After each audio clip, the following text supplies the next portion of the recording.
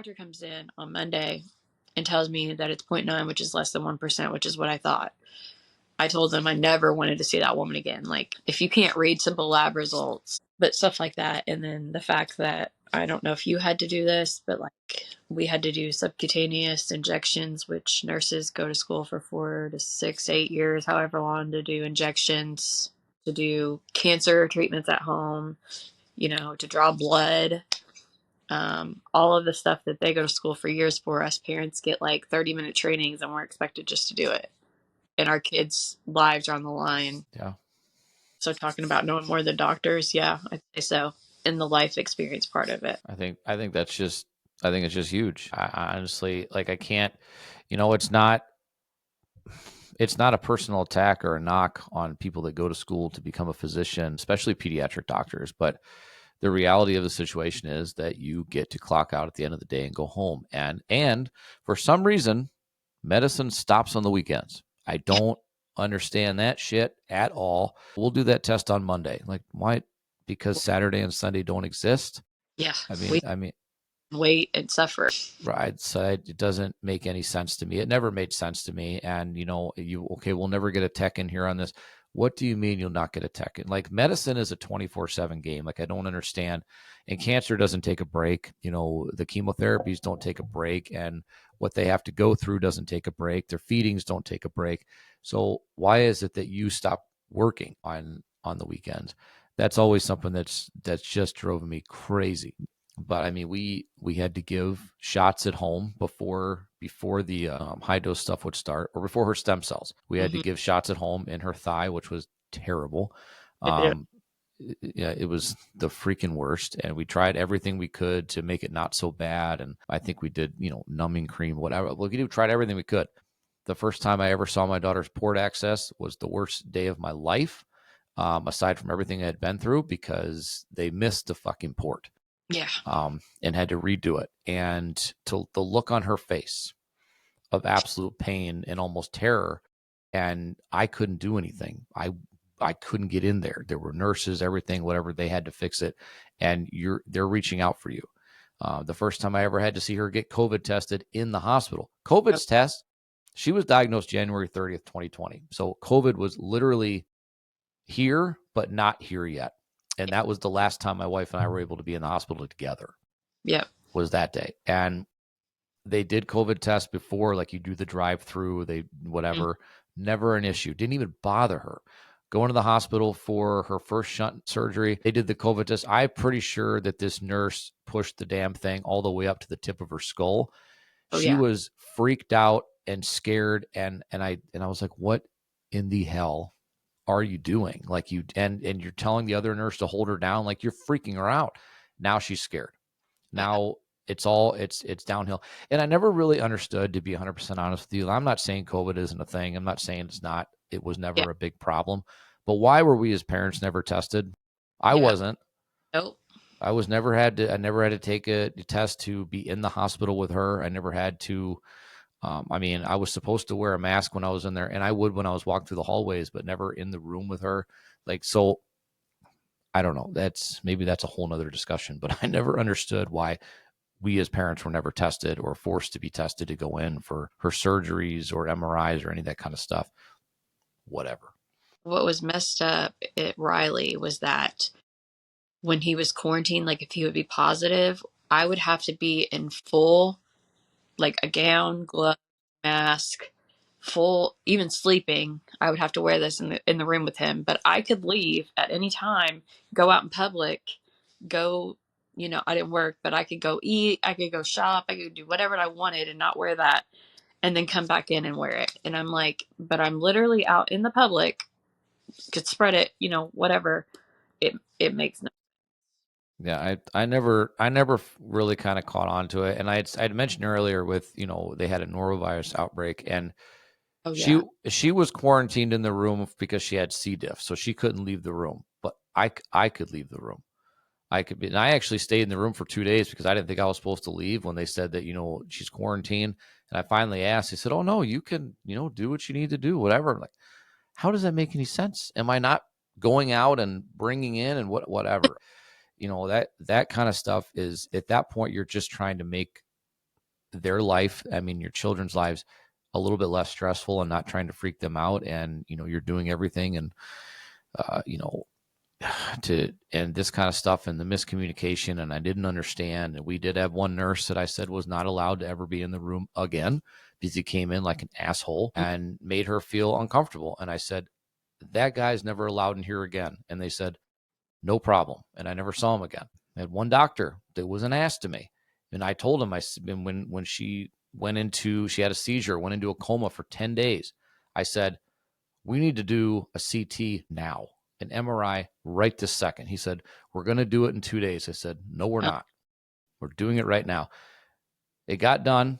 And then I never saw the doctor again. Flat out.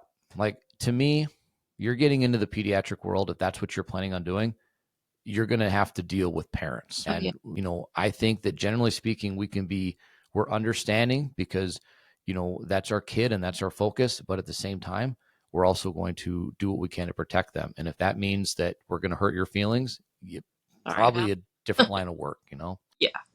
So. I don't understand. Everything is always, we'll do it in a day or two. We'll do it later where it needs to be done now. Like, cancer isn't something that's going to wait. Mm-hmm.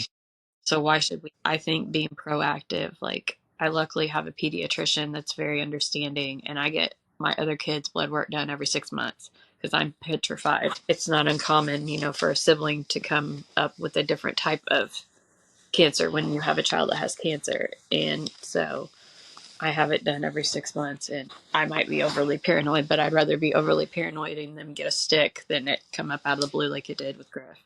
Yeah.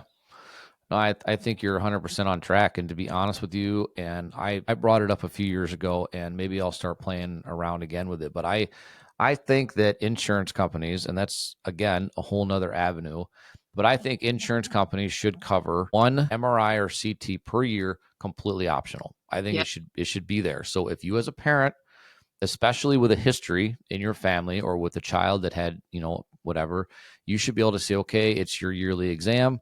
You have the option to receive a CT or MRI, whatever they decide to do. Would you like to schedule that? Yes, no, okay, and whatever. Then it just rolls to the next year, and then that's the end of it. I think it's a good thing because we preach, right? This country preaches breast cancer, prostate cancer, all that early detection, because you want to catch it early because that way before it spreads. But nothing for our children. Not a damn thing, and they're so quick to say it's something else. It's something else. It's this, it's this, it's this. And then you go back and you take all those symptoms and you can, use WebMD. I'll plug them. Put it in WebMD and it's going and you pop it up, or just put in the type of cancer that your child was diagnosed. And I promise you the symptoms are going to line up right next to each other. And yes, is a doctor saying, okay, it could be constipation. It could be brain cancer. I mean, we want to lean this way. Probably don't want to go over here, but cover your bases. You know what I mean? Like take the risk that this is chronic, something's going on, something's wrong, and this is not fixing it. Our pediatrician is great, and we still use her for our other daughters. When the diagnosis came through, when she actually got the diagnosis, she actually called us and apologized and said, I'm so sorry that we did not catch this.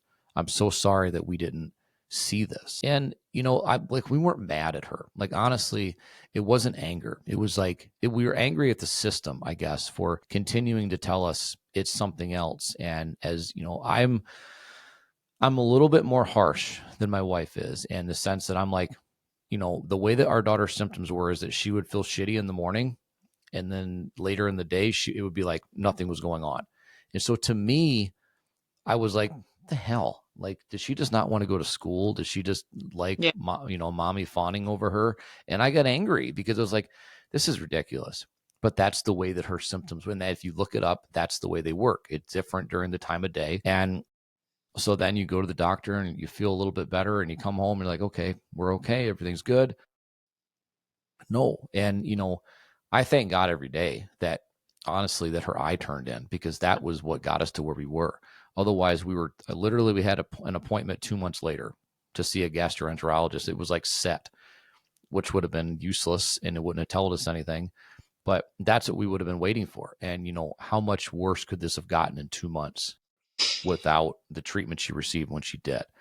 And So yeah, you're fighting with all of this, trying to figure it out. And, and insurance companies, again, they won't cover it because it's not medically necessary. Medically necessary, my ass. You're not in here seeing our children. You're a doctor, as far as I'm concerned, that sold your soul to the devil and decided to sit in an office and make decisions based on charts, but not actual people. The amount of phone calls I know I made to the insurance company saying, It's insane. "Who who do you think ordered these tests? It wasn't me. Yeah. I didn't order an MRI. Well, it's not medically necessary and it's too soon. The doctor obviously thinks it's necessary. So what is your problem? You're getting your premium every day. You get your insurance money. So leave it alone." And then, our doctor was awesome at that point. She goes, "I'll take care of it." And she would call, and within minutes she'd have it fixed. But it's like, you're not medically necessary is the greatest thing I've ever heard. I just love it when they say it's not medically necessary. Like, what exactly is medically necessary then? Like, what do you think is medically necessary? You're basically running a death panel and deciding that it's okay to deny something. I can understand not getting an MRI if you cut your finger. That's not medically necessary. But if your child's in active cancer treatment right now, Uh, and, right, and they, like, we have, like, when you're going through it, you have scheduled CTs, right, or scheduled MRIs that are just put in place every couple of months or whatever. It's always set out. But if something comes up and they want to check it sooner, then obviously the doctor sees something or wants to see something that is necessary with pursuing your child's treatment that could change it one way or the other. So yeah, listening, like, seeing that, and that's come up a couple of times. I mean, obviously with us, it did. Another friend of ours, it's the same thing. They get that not medically necessary response from insurance companies. And I would not want to be on the other end of the phone call with her, to be honest with you. And the worst part about it is that you know, they let their secretary do the work. You can't actually ever speak to the doctors. And I requested that multiple times. Like, well, you can't speak to them. I mean, I'm sorry. I mean, how important are you? yeah. I mean, you're just sitting behind a desk and saying, nope, nope, nope, chart doesn't line up. Okay, gone. And then you're just kicking it. It's stupid. And I had to sign the forms too in the office when I'd come in the morning and they say, well, they denied it, but I just need you to sign this. It says you'll pay for it if they deny it again. No, fine, whatever, sign it. And then, My child's worth it. That's how I was. I can't tell you how many kids when we were there without parents. And I told them, I was like, there's nothing more important to me in this world than my child. And I wouldn't leave my child alone in the hospital. I'd lose my house, my car, my job. I don't care. Like, I'm going to be here with my child. But I would be on the phone every other day over chemotherapy. It's not necessary. And I'm like, it's literally life or death. It's not necessary. And, chemo's not cheap. $10,000 a pill, upwards. yeah, yeah, You're, it's and not only that, you talked about, constantly we don't get the chance to research. I mean, every day, generally, you might get a couple of days off, but generally every day or every other day, there was some kind of life or death decision that you have to make. Something happened, some kind of procedure needed to be done, some kind of decision, and they need to know right then. They give you two options or they give you one, and yes or no. Either way, you either do it or, you could possibly lose your child. And they give you maybe a day if you're lucky to decide. And it's like, looking back, I wonder what our kids thought because they don't know the doctor always told me, the oncologist, was that as adults, we know if we don't do treatment, we die or we could die. Children don't know that. They just know they have to do it because their parents tell them and everybody else. But like after, we made a big deal about him completing treatment and up their party, and then he finds out he has to do it again. And he was a trooper about it. But I just wonder in their heads what they really thought going through all of that. I mean, they're so innocent and optimistic, and it breaks my heart. And I would always make sure, even, I don't know if you ever had to hold your daughter down. I had to hold my son down a lot for procedures, for port sticks, for port changes, dressing changes, for so many things. And I think it's the way they go about it. Honestly, I think it was COVID, the masks. For one, think about somebody coming at you, you can't see their face. That's terrifying. And, you want to comfort them, but you have to hold them down while someone does something to them that they don't like. And then they look at you like, why did you save me? And that haunts you. Like, there's just so much in the pediatric cancer world that people don't see behind doors that make decisions about it. And just like other parents shared and I shared yesterday, it wasn't cancer that killed my child. I mean, he had 100% engraft his sister's cells. His blood type had already changed. He had not a cell of cancer in him. It was the radiation that was meant for adults. It's the treatment they're giving our kids that's killing them. It is 100%. And you watch, you know what? I'll just say this. When they come in and administer, and especially high dose chemo, when a nurse comes in to administer, number one, there's always two because they're reading off to make sure they give you the right thing. Oh yeah. But they're dressed like it's a biohazard outbreak, like monkeypox, to give these drugs to your children. Yeah. And they explicitly, and I'm sure you heard this, explicitly tell you not to get any bodily fluids from your child on you Oh yeah. I mean, because it could harm you, burn you, whatever. And number one, as parents, we're like, who gives a shit? yeah. I don't care. Hmm. And number two, you look at it like, what the hell is it doing to the inside of their body if I can't get what the leftovers are essentially on me at some point, and that's crazy. And yes, I think we've got a couple. I think maybe you've got 6 drugs in the world that are specifically meant for kids, but these other drugs, these high dose chemos, that kind of stuff. Yes, it is. Honestly, think of an adult bottle and a kid's bottle. It is put into a smaller vial, whatever. It's not, and it's administered at a slower pace, and that makes it safe, right? Administered over 12 hours instead of over 6 hours for an adult, so it takes a little bit longer to get through you. These drugs, these treatments, these therapies destroy Yeah. a body. And that's what they're meant to do. In reality, chemo is meant to destroy. That's all it knows how to do. Unfortunately, which I almost think, why is there even any different types of chemo? It's almost like one. You just need one because all it does is destroy what's in you. It's meant to turn all of the insides into a blank slate, and it still doesn't work. No. It It doesn't. the only thing about the blinatumomab, which they are now doing as frontline instead of the harsh chemo, is it attacks the cancer cells and not the good cells. And so Griffin thrived on it. His hair grew, his eyelashes came back. He looked, I hate to say normal, but he looked like a healthy child. And I wonder, 3 cycles of it, I wonder if I hadn't done the bone marrow transplant, could he have lived? Could he have been better? I think that any parent does that after the fact. I don't know. We all do, and that you said it earlier, and it's 100%. What ifs will kill you, and you spend the rest of your life asking what if, and we will.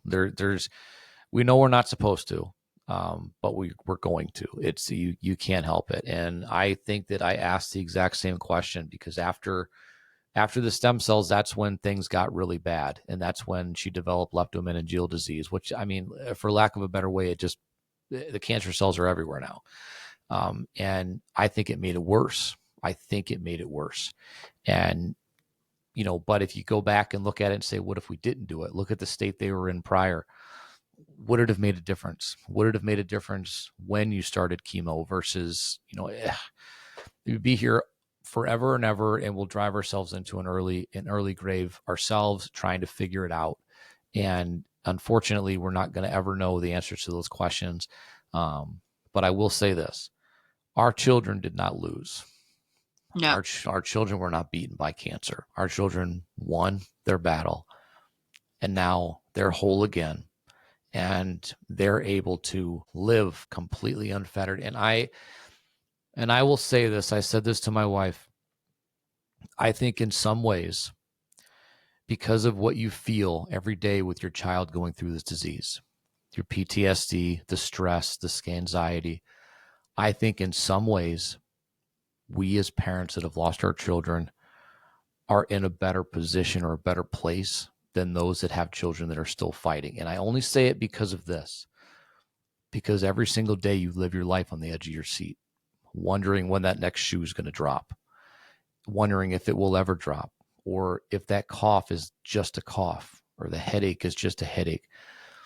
I love all of the families that I've come in contact with, and I love all of these kids, and I hope to God that they all stay here with us and show the world what true, genuine hearts are and innocence.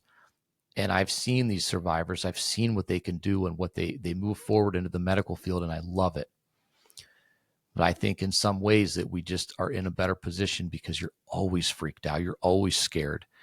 And, you know, and it's a statement. It's an observation. I'm not saying that everybody feels that way, and maybe you don't feel that way, and that's fine.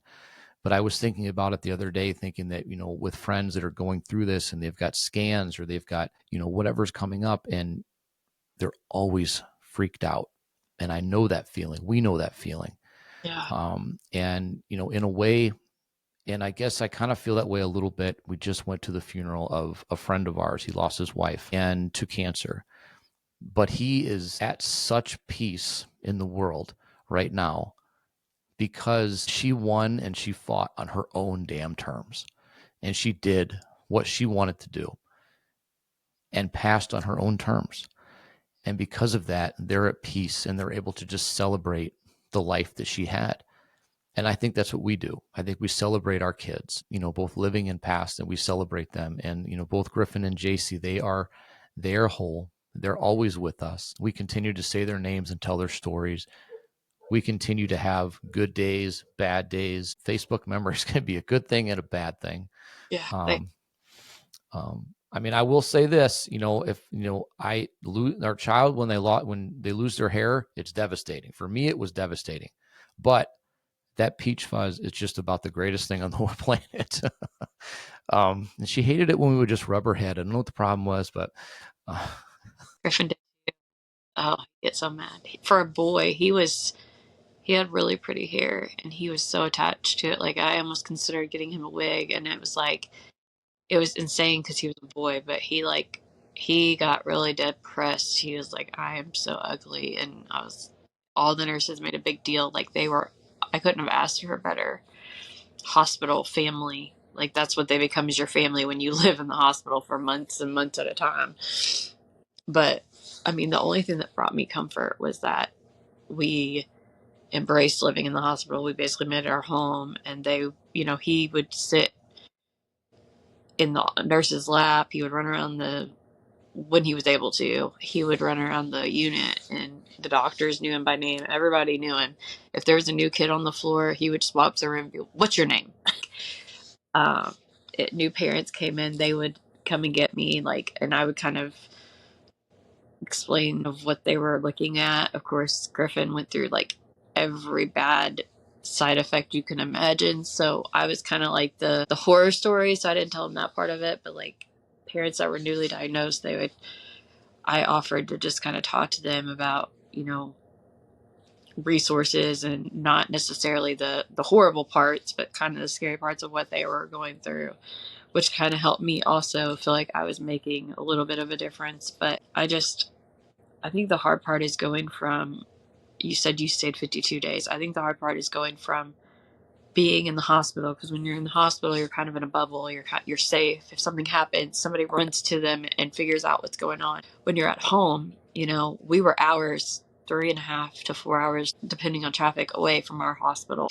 And there were times that he would spike a fever, and I would have to get up to 1 in the morning and get him to the hospital, as fast as we could. We had a suitcase packed for that reason at all times. But, living there and being in that safe bubble, and then you lose your child, and then trying to go back to normal life, that's been hard for me even 2 years later, like adjusting back to, I don't know how to explain it. Like when you're your child's caretaker 24/7, because that's basically what we were. You're their parent and you love them, but you have that unbreakable bond with them because you're with them 24/7. I feel like I kind of had to, and I feel awful saying this, but like re get to know my other kids because I was away from them for so long and I missed out on, and I don't regret being with my son. I don't. I wouldn't trade that for the world. I wouldn't have wanted anyone else to do it. But you miss out on the home stuff because of the COVID. And then I feel like, had they not separated the family unit with COVID, I feel like a lot of our kids would have been healthier, because I feel like when you take their siblings and their family away, that's a big chunk of, you know, their fight. Mm-hmm. They lose, you know, playing with your siblings, even if it's in a hospital setting, that's extra. I don't know what the word I'm looking for is, but I just feel like the whole family as a unit, kids fight harder. They have more, I guess, will to fight or whatever. But when I got home, it was unnatural, I guess, to me. Um, and I don't know how to explain it. But even 2 years later, I still struggle with that. My stepdaughter was in the hospital this past weekend, and it was like it came back to me. Just the monitors and the taking care of her, and you know, just the normals of being in the hospital. Obviously, thank knock on, you know, thank God she doesn't have cancer, but just being in the hospital setting. 2 years later, it just came back to me, and it's just, I wonder if that will ever kind of go back to normal. Yeah, I don't think, honestly, I think that's one of those, it's a trigger. I can't listen to beeps on like the machines, like things like that. That's super triggering to me to hear those monitors going off, knowing what they mean and everything like that. I can't do it. And, I've been on phone calls where, kids were other families, and, we were just in the hospital with my daughter a few weeks ago because she, something happened at home, and it's the same thing. Like hearing those monitors, that freaks me out. I feel super uncomfortable and anxious sitting in the hospital, even though I know it's not, probably nothing extreme or whatever. I don't know, that whole setting. And that's always, I don't think that's ever going to go away. I think you'll get better at handling it, but yeah, it's not, I think that trigger is unfortunately forever ingrained in us. And, but the other point there too is that being at home with your family, with your siblings and stuff like that, I think is almost better medicine. And it's proven, just by us be watching it, it's better medicine than sitting in the hospital with monitors and nurses and all that kind of stuff. And I know that simply because, number one, JC loved her sisters. Like, I mean, that was when she would get on the phone with them with FaceTime and sometimes just sit there and say nothing, just wanted to be close to them when we were in the hospital. And then when on the last long trip that we had, and she ended up developing she had a seizure, and we were there for, I believe, 11 days. And she was having, and towards the end, when she was starting to kind of come around the last few days and was communicating again, and I said, we just need to go home. I said, honestly, she's, her counts, her levels, everything like that is where it needs to be. She just needs to be home. And the nurse was like, I agree with you. Like, let's work on getting you out of here. And within a day or so of us being home, it was like she was back to her old self again.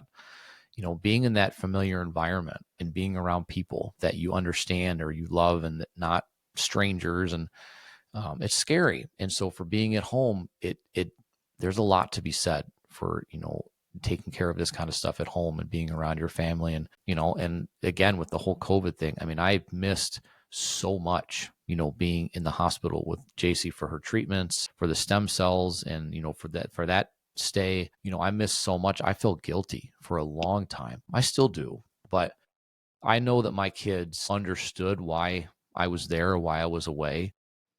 But you're just going to feel guilty because as a parent, you want to be a part of everything that they're Yeah. doing, and I missed volleyball games and dances and all this kind of stuff that was happening, and gymnastic events. And it's like, I'm supposed to be there, but they know they're okay, but at some point, I think other children will develop, or maybe develop, jealousy. Maybe jealousy is not the right word for it, but Sign up.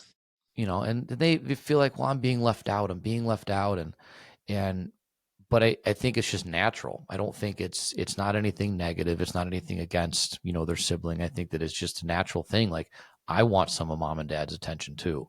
And, but we as parents in that position are like, we have to give 110% to them right now. We just have to. It's important that we're on top of all this. And even today, everything that we do as a family, organization, things like that, even today, we focus a lot on JC and focus a lot on that, while at the same time ensuring that we really, really celebrate our other kids' accomplishments, because it's important.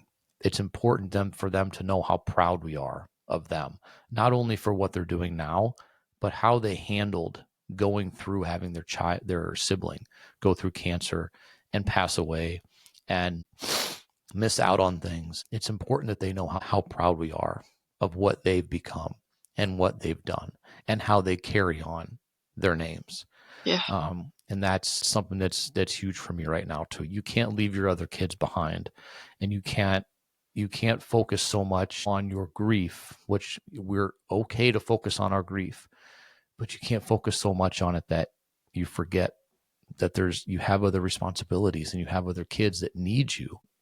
And it's like it's not an attack on anybody. It's not trying to be negative towards anybody. Everybody, you grieve in your own way and things like that. But I don't know. I just, being a parent, my kids have said are my greatest accomplishment. I will never achieve anything higher than my kids. Like that's it. That's the pinnacle.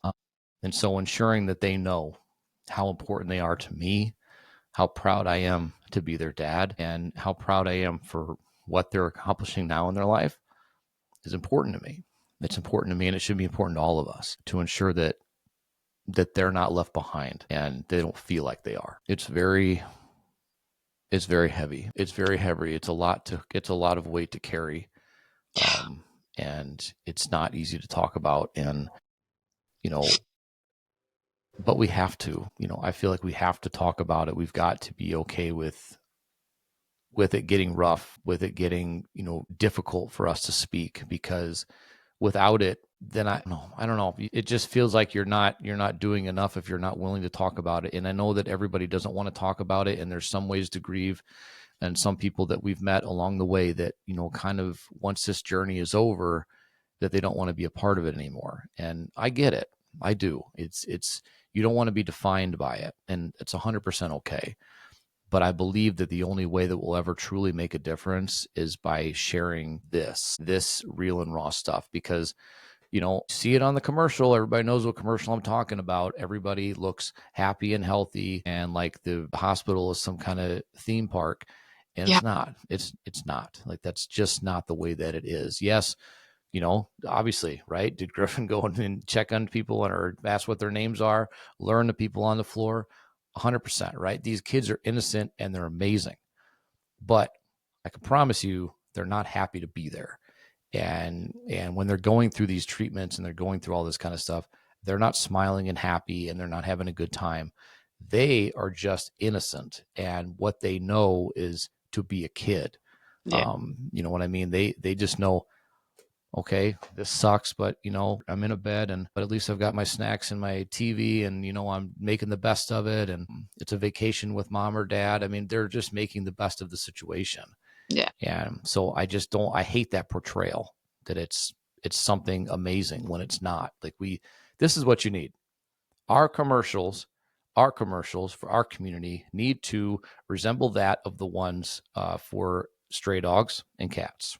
Yeah. I'm just saying. With the sad music and the people crying and please, the, Sarah McLachlan, look me up, because that music is what needs to play. there's a picture that circulates where the kid is really skinny in the diaper throwing up, and the siblings holding the back. I don't know if you've seen it. Mm-hmm.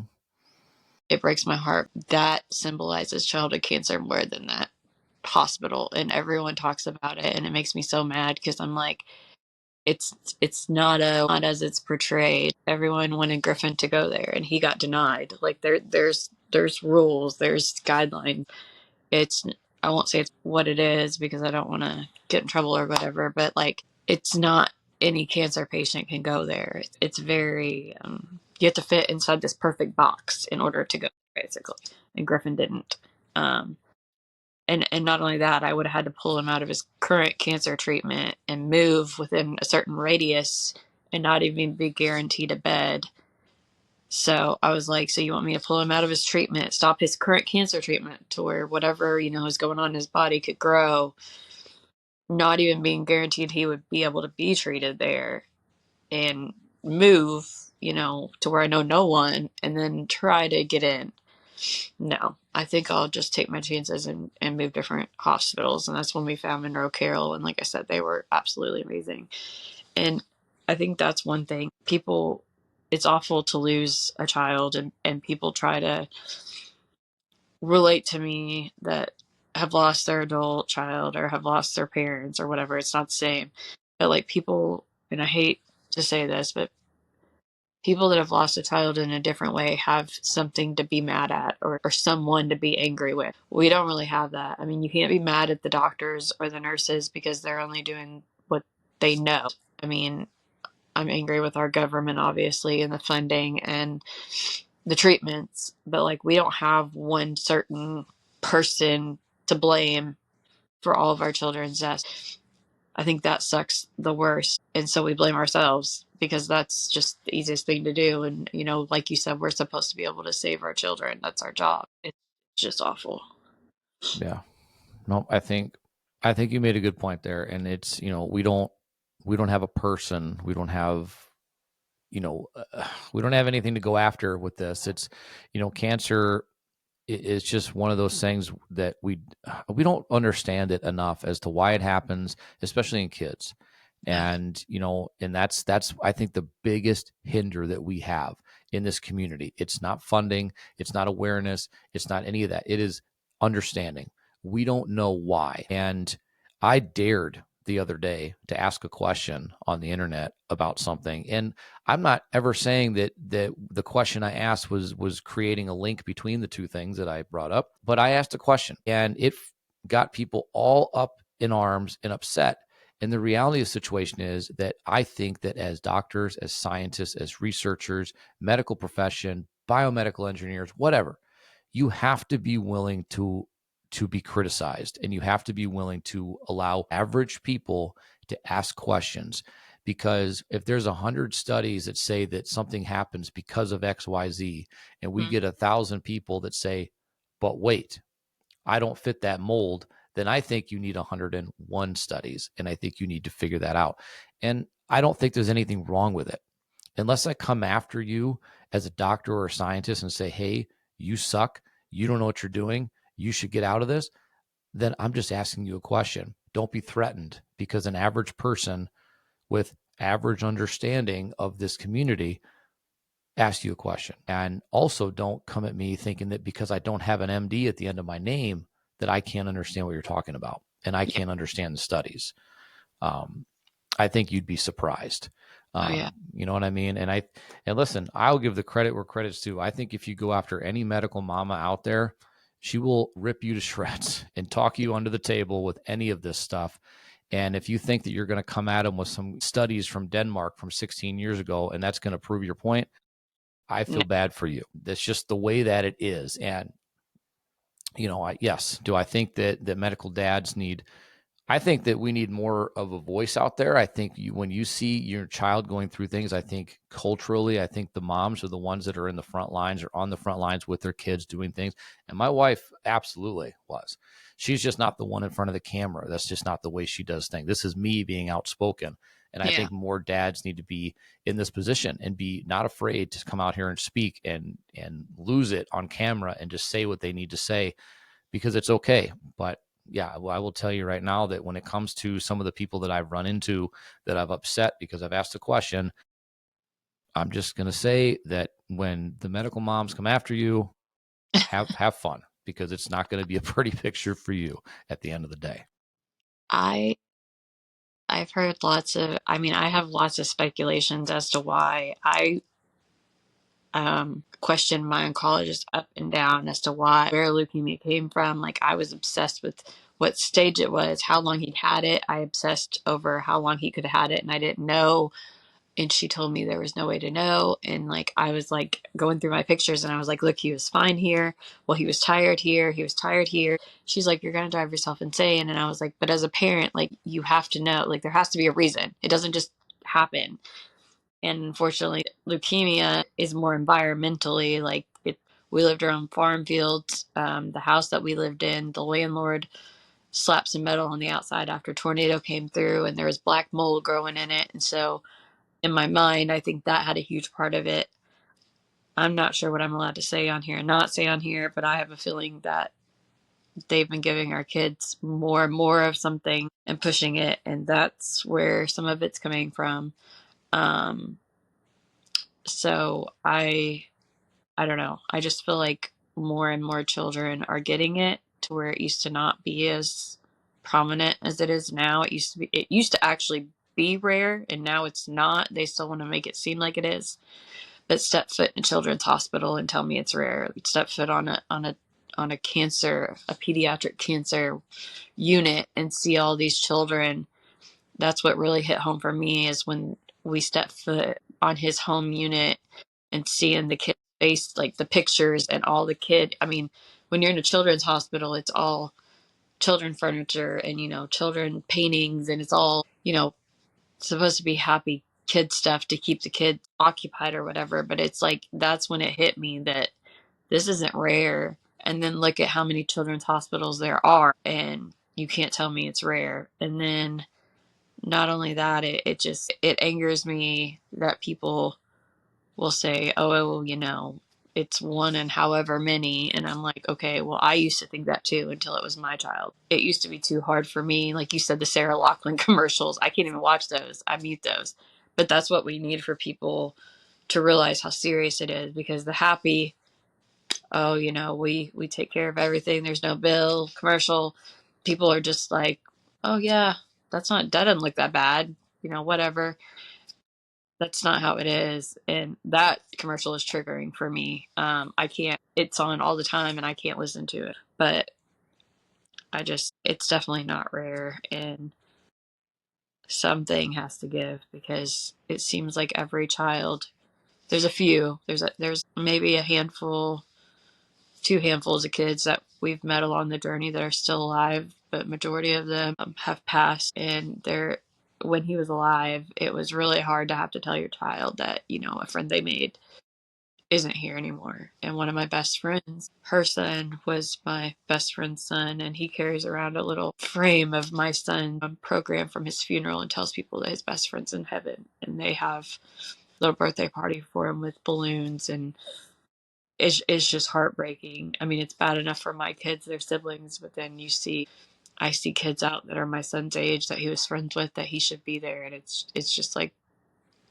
a knife in the heart all over. Yeah. Watching these kids go through all of this and losing their friends, and trying to explain to them or take that fear away from them that it's not going to happen to them. Or if they're in school, JC was in school and then she was out of school and then COVID, and it was a whole situation. But her class that she was in still follows to this day. They still honor her. And we went in not too long after, and to try to talk to them and to explain to kids that are 8, 9, 10 years old why their friend's not coming back. But then to have them love her so much that they continue to carry her name every year as they go, to stand on the steps in Madison with me and scream and yell for our lawmakers because their friend's not there with them. And you realize the impact that these kids have on their own friends, on the people that they go to school with, and that those kids have to carry this with them for the rest of their life now. We don't talk enough about like the trail, like just the trail of destruction it leaves behind. And all of these kids, now listen, they're young, and at some point, I'm sure, and I know a couple of them that we've speak to that they still have really emotional times thinking about it even to this day. But they're going to grow up and they're going to have that memory with them, and it's always going to be there. And as kids, they had to go through this. And that's the biggest thing. It's like number one, cancer is a family diagnosis, like A1. It's a family. It's not just the child. It's not just the parent. It's a family. And then it's a community, and it's a school, and it's a state, they rally behind as a community. But the people that we need to change the outcome of what's happening now are the ones that are not listening. And that's part of where we need to come together, and we need more parents that, I know it sucks. I know you're grieving. I know you're going through the worst time of your life. I know your kids are still fighting, whatever. I know it was newly diagnosed, whatever the case may be at that moment. We need you to stand up, and we need you to speak out, and we need you to let us know, let the world know how all of this is affecting you on a day-to-day basis, because it's that real emotion right up front, and we're here to support you. This is by far the strongest, most incredible community I've ever been a part of, Yes. that we all wish we weren't. But the people within this community, I promise you, are moving mountains and will continue to do it. But we just need more and more and more people to stand up and be willing to not only share your stories, to go to your representatives, to speak out, reach out to your news stations, do whatever you have to do. Continue to utilize social media. It's a love-hate, but it's there. You know, share your stories, because to be honest with you, it doesn't always have to be bad. Our kids' stories are incredible, right? You know, from the day they were born to the day that they passed, all they cared about was smiling, being a kid, and they cared about us. They cared about how we were going to be okay at young age, and wondering how we're going to cope instead of being upset or mad. That's just because that's who they are. And we need to share that. We need to share that part, but we also need to share the bad stuff. And unfortunately, that means the pictures that we have, the stories that we have, the sounds that we have in our head, the smells that we have in our head, everything that we dealt with along the way. We need to share that, because that's when it's going to get people to stop and say, okay, is it really that bad? Yes, it is. Because when you see that commercial with the animals, it makes you sad, doesn't it? It makes you sad. You want to open up your wallet. I've got 11 fucking animals in my house right now, okay? I know that commercial's working, all right? It's working. But the other one, the other side of it, is that we're not seeing it as bad as it is, because it makes it look like everything is good. I will say that it was last year was the first time that I ever saw that commercial where they went back and said, this child passed away. The first time that I ever saw them highlight that the fact that it passed away. Wow. And that was it. But that was after all the good stuff, and then you get to and unfortunately this child passed away. Like, commendable, but at the same time, you're still making it look like everything is so great, and it needs to be bad. It doesn't need to be. Research is getting better and the survival rates are going up, but we need your help. Research is not getting better. Survival rates are not going up. Survival rates are going up, but the 95% recurrence rate after 5 years and the 95% chance that they're going to have a hell of an adverse reaction later in life is going up. Okay. And that survival rate that you give is for 5 years, because you're cancer free at 5 years. That's a magic number. Yeah. So at 5 years, that's your survival rate. How many after that 5 years are declining? How many after that 5 years are developing heart problems and other major health issues? How many of these children can never have kids, right? They can't have kids. They lose their ability to see, to speak. They go deaf. JC went deaf in one ear because of one of the chemo treatments. It's the detriment to their body. They're learning to walk again, learning to do all of these things, and later on in life, it is affecting you. That's what they don't talk about. Like, we need all the numbers. Don't say they've got an 80% survival rate. Great. What happens after 5 years? What is the survival rate then? Yeah. So that whole situation. And you know what? One of these days, I'm going to work and find a way to interview that place. And we'll see if they'll ever come forth and actually just speak like normal people and understand. It's not a gotcha moment. It really isn't, because I think that what they do is incredible. I think that what they can accomplish and their research and their studies and things that they've been able to develop, I think are great. I will give them that all day long. As a matter of fact, I reference them when I'm trying to come up with something here in Wisconsin that I'm working very hard on right now. I say we can be making that level of discoveries here. Yeah. So I reference it, but you've got to come with a better way of showing it that doesn't actually, to me, do detriment to your own fundraising. Because why would people donate to something that's okay? Yeah. You know what I mean? Like you're saying, okay, well, everything's good. Everything's good. Do we just need money to keep it good? No, we need money to fix what you don't show, what goes on behind the other side of that door. And I know that it's not pretty, and I know that nobody wants to talk about it. Nobody wants to see it. Nobody wants to hear it, but we did. And so you need to. And that's where I'm going to leave it. I think that we need to know what goes on the other side of the door. You need Yeah. to know what goes on the other side of the door. We already do. We need you to open the door and show us that, because that's important. It sucks. I mean, what does the news do when they want to show you how bad something is in another country? They show you how bad it is in another country.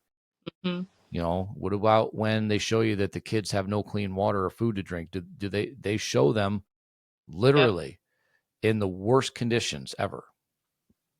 I don't know. This seems to be like the only marketing scheme that is completely the opposite of what's actually happening. Yeah. So one day that'll be a goal. I'm telling you, one day, come hell or high water, I'll find a way to be able to speak with them, because I think that they're good people. I Mm-hmm. do. Yeah. I just, it's kind of like, it's presenting it in a bad way. It's presenting a good meal on a trash can lid. Yeah. And we need to find a way to do it the opposite, so that discoveries can then be a part of the rest of the world, and you can share it, and people are like, okay, here's the reality of what's happening. But again, that could go on for hours. So I will say this. I think this has been great. It's, great in a sense of the conversation, not great in the sense of the topic. But what I like to do at the end of every episode, or what I like to do is I like to ask my guests for advice, and advice that you would give to a parent that may be newly diagnosed, that may be going through this right now, or advice you'd give to a parent that has lost their child, and something that, from your own personal experience, what you could share with another parent going through this. For the first question, I would say, like we talked about earlier, always trust your gut. Mamas, dads, you know best. You know your child. If you are not happy with your doctor, your nurse, whatever they're giving you, find a second opinion, a third, a fourth. Your child's life is more important than hurting a doctor or a nurse's feeling. Secondly, I am in. It was 2 years, the 31st of January, since I lost Griffin. And I think the first year I was in shock. I think I'm just now really starting to process. I would say my biggest thing is to do whatever you have to do, grieve how you have to grieve, and don't worry about what other people think or say.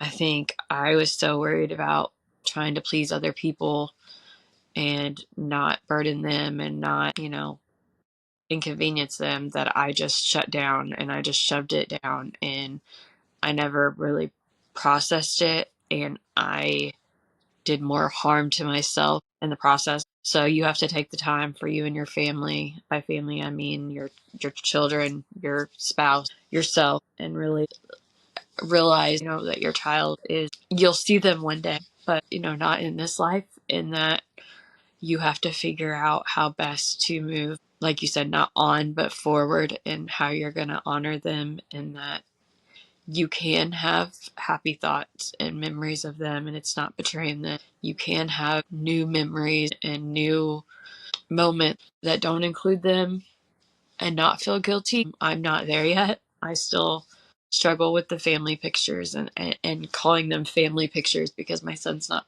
in them. But you can do things, you can go on vacations, and you can do stuff like that, and it's not a betrayal to your child that you lost.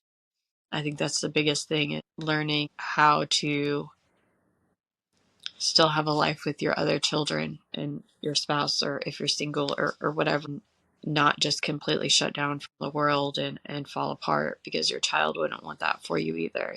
All your child wanted when they were here was for you to be happy, and they wouldn't want you to just wither away.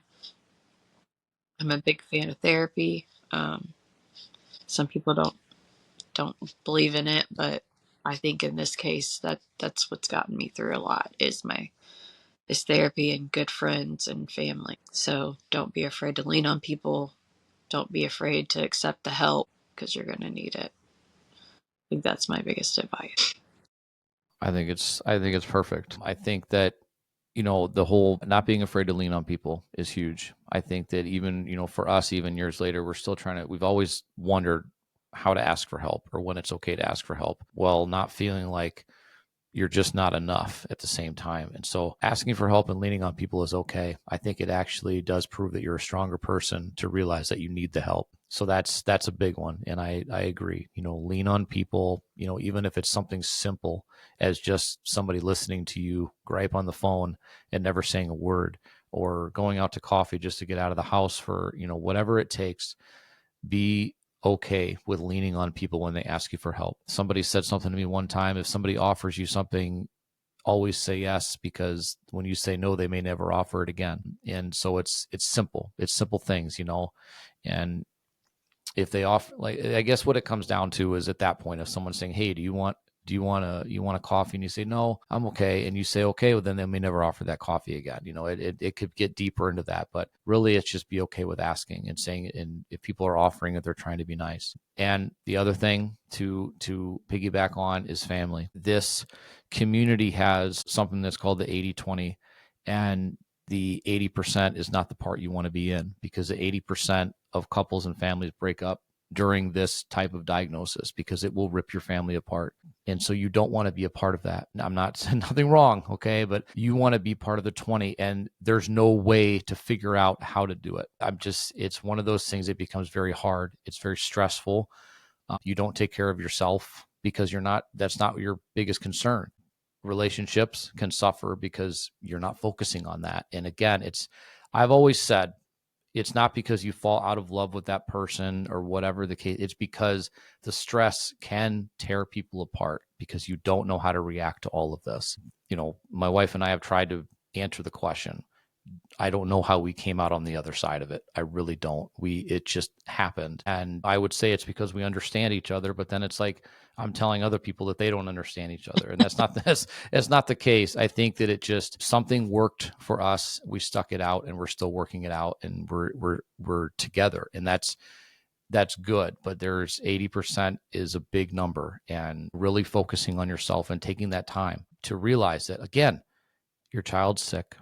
They're going through something terrible. If you've got a good friend that can come over for an hour so that you can go on a date, that's okay.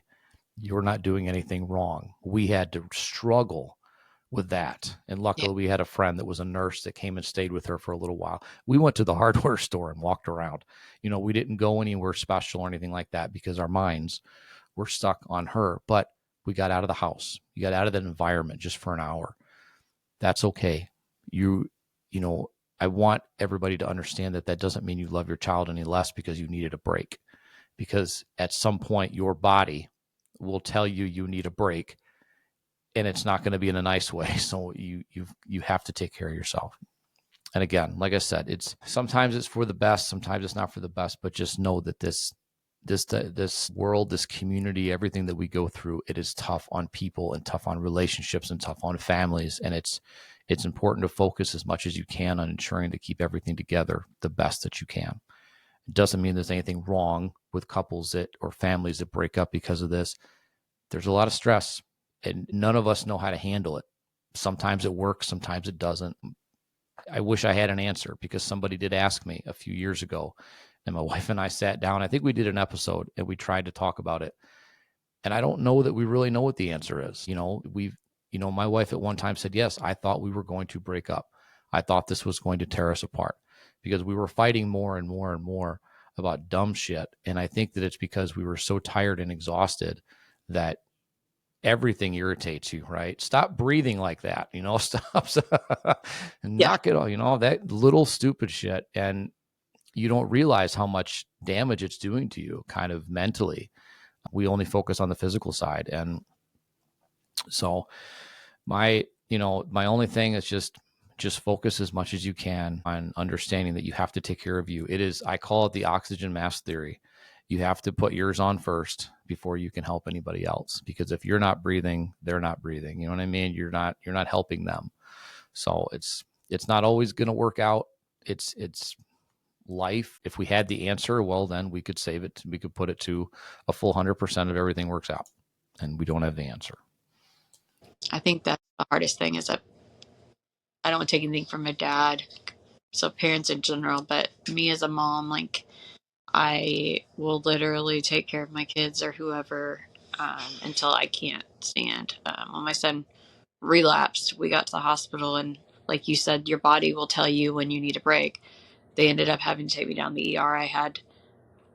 They thought I was having a heart attack. I was having a panic attack. Something worse happened while I was down there. But besides that, I am, I guess, a part of the 80% because we got separated and divorced. It was not from our son's cancer, even though he posted that. We had problems way before that, and I think maybe the cancer diagnosis exacerbated those issues, but we tried to stay together. I mean, obviously, you need both parents during a cancer diagnosis. It's just, there's no way to do it. I mean, single parents do it, but it would be, I can't imagine. One parent needs to be at home with the other kids while one's in the hospital. But I mean, we did what we had to do for our kids. But I have heard of the 80-20, and I think that what you said, the date and putting people first. But I mean, some people just aren't meant to be together, and that's okay too. I don't know. I think if you can make it work, like you guys staying together, that's amazing. I think the hardest part of losing a child and being divorced is that the only person that can really relate to what you're going through is the person that you're trying to heal from. Mm-hmm. And so that's really hard. But also, as you said, we've seen things that no one else has seen. I went through the last inpatient stay, the bone marrow transplant by myself with Griffin, and I saw things I wouldn't wish on my worst enemy. And I alone saw those. And so those I have nightmares about. And those are the kind of things that our political figures or whatever you call them need to see.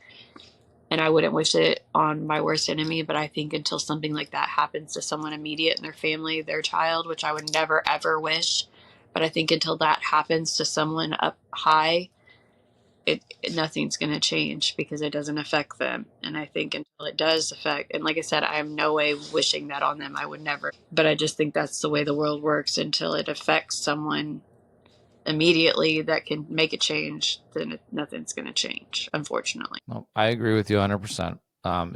Unless it affects you, it's easy to turn around, walk away, and say, it's not that big of a deal. Or it's, we're being told that everything is okay, so I don't know what you're crying about, type of thing. And it's unfortunate that we as families feel like that. But, and I've often said too, that if you get the opportunity to go and speak to a representative, a senator, whatever, and you're in their office, I guarantee they've got their kids' pictures on their desk. And I've always held back from it. But at the same time, I want to look at it and say, I want you to look at your kids right now. And I want you to realize that you could get a phone call right now that says that the same thing has happened to you, because there is no reasoning for this. You know what I mean? And you're what's happening. Like, we weren't cancer parents until the day we were. So the day prior, we didn't think that was the issue. We didn't think that was the problem. We didn't think we were going to be admitted on the pediatric oncology floor. We didn't think we were going to be admitted for, emergency, brain surgery or emergency, whatever. It's like we didn't think that, but it could be you any moment. If you've gone through a cancer diagnosis yourself as an adult and you have kids, I want you to look at your kids, and I want you to, everything you went through, and I want you to put that on them. Does it matter now? It's harsh, and I don't want anybody to ever feel the way that we have felt or the way that we feel now, but I want you to understand that it's real and it's a reality that because we don't understand, it could be you any day of the week. And then I guarantee all day long, you would be pushing bills and passing legislation and fighting for funding. And you'd be like, God, I should have listened to him. Yeah, because wouldn't you rather have the research and the funding in place just in case something happens? Wouldn't you rather have that? Don't we have the TSA in place just in case? It wasn't there before. You put these things in to ensure the safety of what moves forward. And we're trying to fix things. You've got to have the infrastructure, and we don't have it, which means that every single day, because the number has gone up. And so it used to be 43 and now it's 47. So today, 47 families will hear the words, your child has cancer. At the end of this year, 1,800 families are going to be told there's nothing more we can do. Make memories. 1,800 families are going to hear that last heartbeat like us. And we don't want you to feel that. I don't want that memorial in DC to get bigger every damn year. I don't want to have to do that. I don't want to have to carry shoes there that will never take another step. I don't want to do that. They are this small up to teenagers. And when you see shoes this big, okay, you understand that at some point a child had those on, was the light of their parents' lives. And now you're seeing those shoes that will never walk again. And it's powerful. But those people that we talk about that need to listen are not there. We're in their own damn town and they're not there. People that are there don't even know why we're there in mass. And that's the problem. So I will say this. We are not going to stop sharing these stories. We are not going to stop advocating until change happens. And I hope that that change doesn't happen because it affects somebody in a way that they feel it needs to happen now. I want you to feel it from what we're telling you as parents. I want you to understand we've gone through it. We don't want others to go through it because this is not the way it's supposed to be. Yeah. Your kids are supposed to grow old and take care of us when we're old and senile and a pain in the ass. That's what they're supposed to do. Okay? They're supposed to do that for us. We're not supposed to plan their funeral. So I think I'm going to end it there. I think we could probably talk for 5 more hours about this and keep going. And maybe we'll come back and we'll do it again too, because I think there's a lot of stuff that we can continue to cover. And, again, this just proves how much knowledge there is there. And experience, I think, outweighs, a classroom every day. So again, I appreciate you taking the time to do this. I know it was hard, but I'm honored to have met you. I'm honored to have carried Griffin shoes 2 years in a row to CureFest. And every year that you're not able to do that, I will do it for you. Our family will do that. We'd love to have you there. It's some place where you're with people that truly understand and can truly say, I understand. And it's a support group like no other. But I will just say that I appreciate you taking this time today. JC, we love you, kiddo. Griffin, your mom's awesome, and she's carrying your name out there. And we're going to continue to do this for you guys because we know you do it for us. So I thank you so much, Amber, for being with me today. Thank you for giving me the time and let me share my story. And it's an honor to meet you. I know JC and Griffin are having time of their life in heaven. They're having parties. Anytime you hear thunder and rain and stuff like that, that's up there dancing. And we just know that's what they're doing, and that's okay. And we'll see them one day, and I can't wait to hear all the stories. Me either. Thank you. Absolutely. So we will see everybody else next week.